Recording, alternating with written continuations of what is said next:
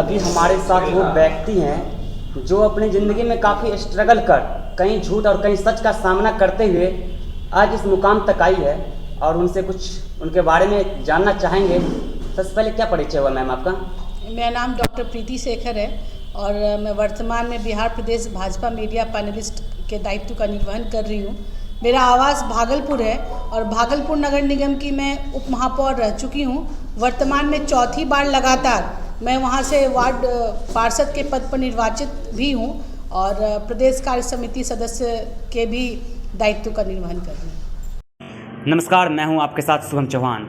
आप देख रहे हैं जगदूत हिंदी राष्ट्रीय समाचार पत्र का चैनल जगदूत न्यूज में आपका स्वागत है। तो मैम, ये जो आप इस राजनीतिक में आए, किस उद्देश्य के साथ इस राजनीतिक में आए हुए थे आप? जब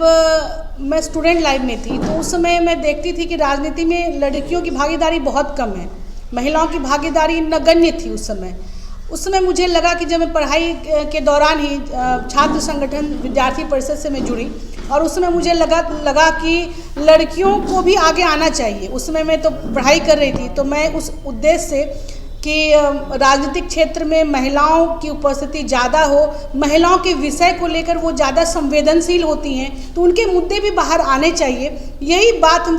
मुझे राजनीति में आने के लिए प्रेरित किया और मैंने राष्ट्रवादी विचारधारा को आत्मसात करने वाली पार्टी जो स्टूडेंट की पार्टी है, स्टूडेंट का जो संगठन है अखिल भारतीय विद्यार्थी परिषद, उसमें मैंने वर्ष 1999 में मैंने उसको ज्वाइन किया और उसके बाद लगातार मैं छात्रा प्रतिनिधि भी रही सुंदरवती महिला महाविद्यालय से। मैंने वहाँ पर स्टूडेंट जो हमारे पार्टी का जो इलेक्शन हुआ था उसमें भी मैं पार्टिसिपेट किया और उसके बाद में महिला मोर्चा भारतीय जनता पार्टी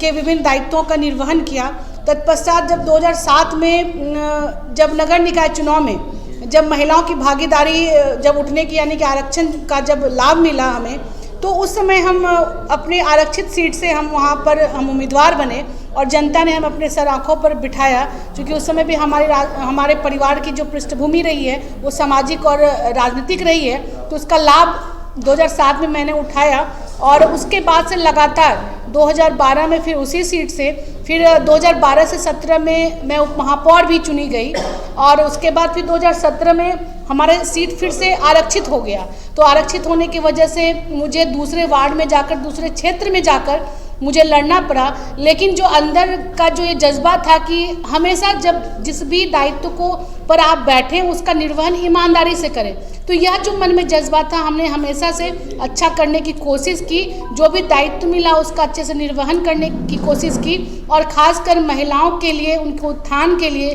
उनको जागृत करने के लिए, उनको राजनीतिक रूप से सुदृढ़ करने के लिए हमने कई कार्यक्रम चलाए और जो भी चाहे नगर निकाय के माध्यम से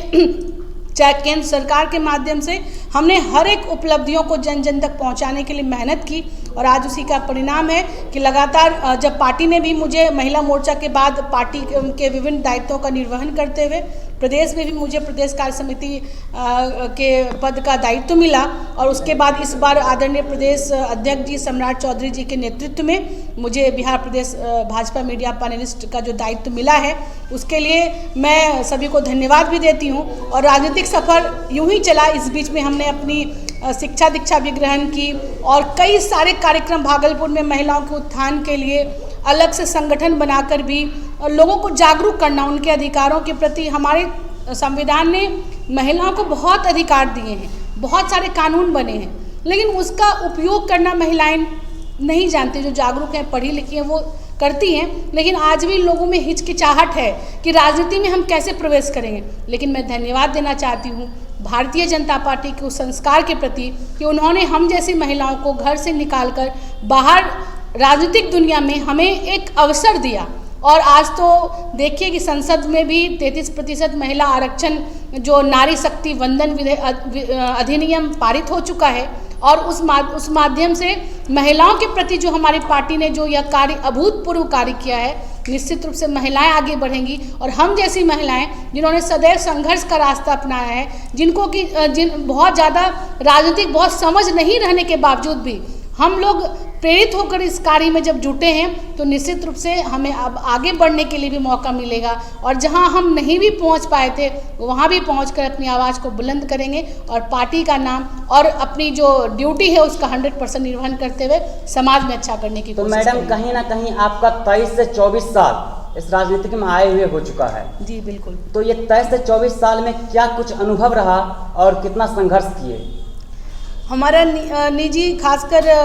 सामाजिक राजनीतिक दृष्टिकोण से मैं बात करूं तो हमारा अनुभव यही रहा है कि आपके अंदर यदि कुछ अच्छा करने का जज्बा है, आप यदि अच्छा कार्य करने के लिए दृढ़ प्रतिज्ञ हैं, तो कोई भी रुकावटें आपको आगे बढ़ने से नहीं रोक सकती हैं। और एक पंक्ति में कहना चाहूँगी कि नन्ही चींटी जब दाना लेकर चलती है, चढ़ती 100 बार दीवारों से फिसलती है। मन का विश्वास रगों में साहस भरता है और चढ़कर गिरना, गिरकर चढ़ना ना अखरता है, और हर बार उसकी कोशिश बेकार नहीं होती, क्योंकि कोशिश करने वालों की कभी हार नहीं होती, कोशिश करने वालों की कभी हार नहीं होती। तो हमने हमेशा कोशिश की और जो मिला उसको सहर्ष स्वीकार किया। जिस भी दायित्व का, जब भी एक लोगों को संघर्ष के दौरान ये होता है कि कभी आपको मन मुताबिक अपनी आकांक्षाओं के अनुरूप आपको कभी दायित्व नहीं मिलता है, कभी आपको और आगे बढ़ने का मौका नहीं मिलता है, लेकिन एक बात तय है, यदि मन में है कि हमें अच्छा करना है तो उस भाव से यदि हम आगे काम अपना करते रहते हैं, एक सकारात्मक दृष्टिकोण अपनाते हुए सकारात्मक दिशा की ओर जब बढ़ने का प्रयास करते हैं तो हर संघर्ष में सफलता होती है। और एक बात तो तय है कि जो मंजिल की ऊंचाई चाहे जितनी भी ज़्यादा हो, लेकिन सफलताओं के रास्ते हम अपने पैरों तले ही ज़मीन से तय करते हैं। तो हम जितनी जल्दी, जितने अच्छे से कठिनाइयों को अलग करते हुए हम जितना ज़्यादा आगे बढ़ने की कोशिश करेंगे, सफलताएं भी उतनी ज़्यादा। तो इसी 23 से 24 साल के बीच की बात करें तो 23 से 24 साल में कोई 4 से 5 ऐसा अचीवमेंट बताइए जिससे लोग काफ़ी प्रेरित हुए हो आपसे और कहीं ना कहीं उनके दिल में आपके लिए विश्वास पैदा हुआ हो। बिल्कुल, मेरा सबसे अच्छा अनुभव रहा बतौर जनप्रतिनिधि कि जब महिलाओं को जब नगर निकाय चुनाव में जब 50% आरक्षण का लाभ मिला, उसके बावजूद भी महिलाएं स्वयं आगे नहीं होकर उनके कोई न कोई परिजन के रूप में उनके पति, उनके भाई, उनके पिता ही आगे रहते थे। लेकिन जब मैंने स्वयं से लोगों से मिलना शुरू किया, उनकी बातों को सुनना शुरू किया, उनकी समस्याओं को सुनकर समाधान करने का प्रयास किया, और इसमें मेरे परिवार का भी बहुत बड़ा योगदान रहा कि उन्होंने मुझे स्वयं आगे बढ़ने के लिए प्रेरित किया। उन्होंने कभी भी बैसाखी बनने की कोशिश नहीं की, सदैव कहा कि आपको स्वयं रास्ता खुद तय करना है। तो ये अंदर से जो विश्वास आया तो मैं ज़्यादा लोगों से कनेक्ट हो पाई, और हर लोग जब मैं दोबारा जब मैं चुनाव में गई तो कोई ये आदमी कहने वाला नहीं था कि ये हमारी प्रतिनिधि हमसे मिलती नहीं है, हमसे बात नहीं करती, हमारे कार्यों का समाधान नहीं करती हैं। कुछ काम समाधान करने से पहले किसी और से पूछना नहीं पड़ता है। और सदन में भी बहुत सारी बातें, जब आप एक पढ़े लिखे होते हैं, जब आपको आत्मविश्वास होता है, तो सदन में भी अधिकारी वो IAS होते हैं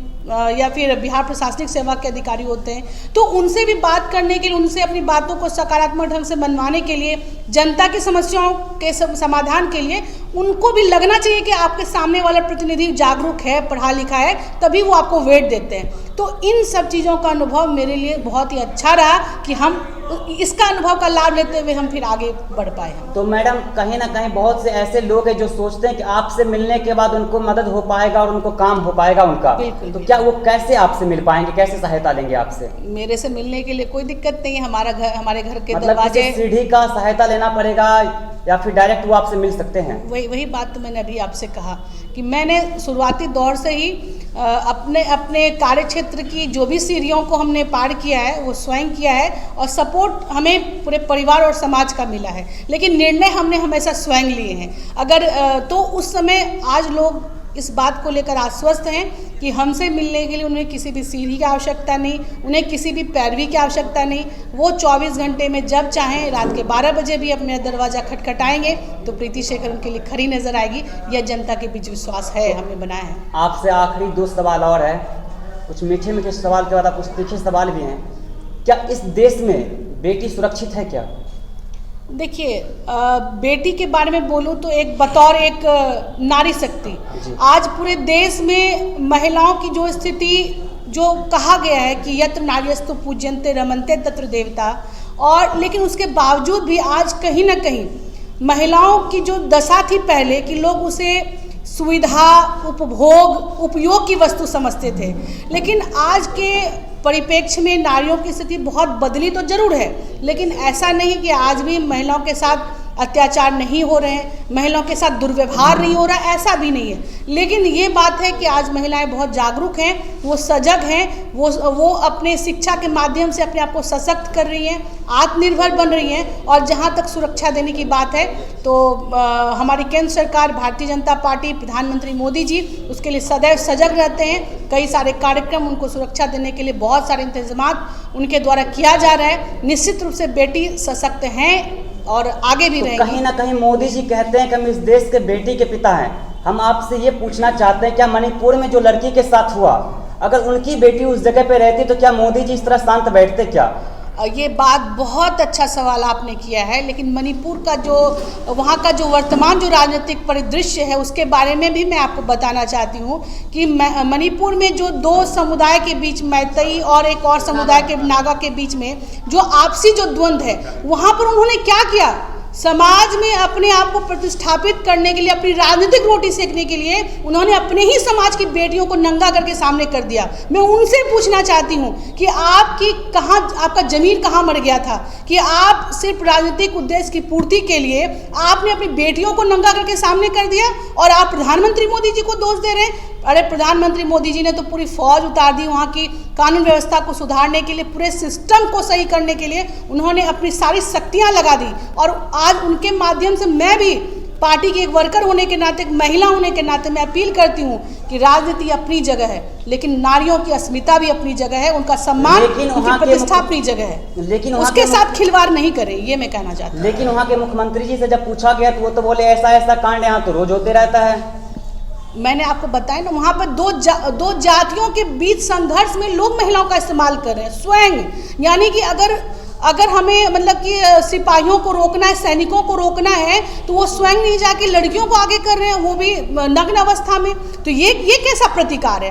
अगर हम स्वयं से अपने परिवार में अगर स्वयं से अपनी हम इज्जत उछालना चाहें तो इसमें क्या सरकार, उसमें आपको एक ये सपोर्ट जरूर मिल सकता है कि आपके साथ नाइंसाफ़ी होगी तो सरकार को वहाँ खड़ा होना चाहिए, लेकिन हम स्वयं जाएंगे आगे में कूदने के लिए, तो ये कहाँ तक उचित है? वो भी महिलाओं का दुरुपयोग करके, उनकी अस्मिता से खिलवाड़ करके। तो ये उनको सोचना चाहिए, जो दोनों लोग आपस में संघर्ष कर रहे हैं, उनको यह सोचने की आवश्यकता। क्या आने वाले समय में हमारी देश की बेटी महिलाएं उम्मीद कर सकती है कि सुरक्षित रह पाएगी? बिल्कुल, निश्चित रूप से। और सुरक्षित रहने के लिए आज जितना ज़्यादा ये जरूरी है कि लड़कियों को हम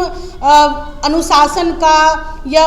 मौलिक अधिकारों के प्रति, कर्तव्यों के प्रति और शिक्षित करने का जो एक प्रयास महिलाओं, लड़कियों के लिए होता है, मैं तो एक ही अपील करना चाहूँगी आपके चैनल के माध्यम से कि सिर्फ एक चीज़ कि बेटों को भी अनुशासन का पाठ पढ़ाएं, बेटों को भी नैतिकता का पाठ पढ़ाएं, ताकि आपके घर का कोई बेटा दूसरे घर की किसी बेटी के साथ दुर्व्यवहार नहीं करे। तो बेटियों के साथ साथ आज बेटों को भी शिक्षित करने की आवश्यकता है, उन्हें प्रेरित करने की आवश्यकता है। तो चलिए, आप एक और आखिरी सवाल है। एक मोदी जी का स्टेटमेंट आया था कि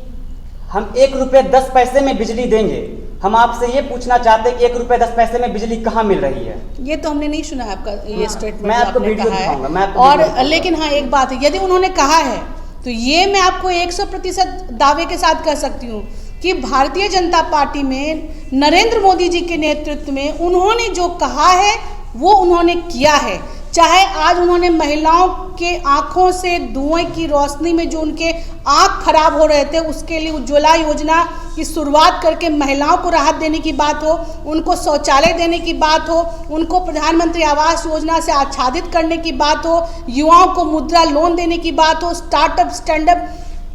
योजना के माध्यम से उनको स्टैंड करने की बात हो, हमारे प्रधानमंत्री जी ने जो कहा है वो किया है। उसके अलावा भी जो बहुत चिर प्रतीक्षित मांग थी पूरे देश की कि राम मंदिर बन सकता है क्या, 3 तलाक भी खत्म हो सकता है क्या, धारा 370 के हटने की बात कभी किसी ने सोची नहीं होगी, वो हमारी मोदी सरकार ने करके दिखाया है। इसलिए आप चिंता नहीं करिए, जो उन्होंने घोषणा किया है उसको 100% वो अमली जामा पहनाएंगे।